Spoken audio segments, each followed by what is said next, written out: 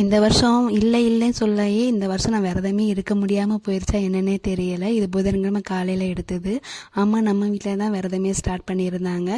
நான் கொஞ்சம் வெளியே போகிற வேலையாக இருக்குது, கொஞ்சம் வெளியே அவுட்டரில் தங்குற மாதிரி இருக்கனால சரி இந்த தடவை விரதம் இருக்கலாம்னு சொல்லிக்கிட்டே இருந்தேன். கடைசி நாள் இன்றைக்காவது விரதத்தை 6ஆவது நாள் முடிச்சிடுவோம்னு நினச்சேன். ஆனால் இன்றைக்கும் இருக்கவே முடியல.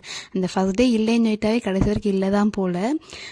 அன்றைக்கி புதன்கிழமை திங்கக்கிழமை சாமி கும்பிட்டது, அதுக்கப்புறம் புதன்கிழமை தான் சாமி கும்பிட ஆரம்பிச்சு. முதல் நாள் ஐயன் முருகனுக்கு அபிஷேகம் பண்ணிடலாம் அப்படின்னு சொல்லிட்டு எல்லாமே தண்ணீரில் பண்ணியிருந்தேன். ஃபஸ்ட்டு தண்ணீர் அபிஷேகம், ரெண்டாவது அழகர் கோயில் தீர்த்த அபிஷேகம், மூணாவது பன்னீர் அபிஷேகம் பண்ணியிருந்தேன். பன்னீர் அபிஷேகம்லாம் பண்ணிவிட்டு முருகனோட ஆடைகள்லாம் வச்சுருந்தா அது எங்கே தான் போச்சுனே தெரியல. அது புது வீட்டுக்கு வாங்கணும்னு நினச்சி இப்போ வரைக்குமே வாங்க முடியல. அதோட அபிஷேகம் பண்ணிவிட்டு மஞ்சள் குங்குமம் வச்சுட்டு அவருக்கு பிடிச்ச பன்னீர் ரோசாப்பூ வச்சுட்டு சிம்பிளாக நெய்வேத்தியம் வெத்தலை பாக்கு மட்டும் வச்சுட்டு சாமி கும்பிட்டு முடிச்சு நானும் அம்மா கொஞ்சம் வெளியே போயிட்டு வந்திருந்தோம்.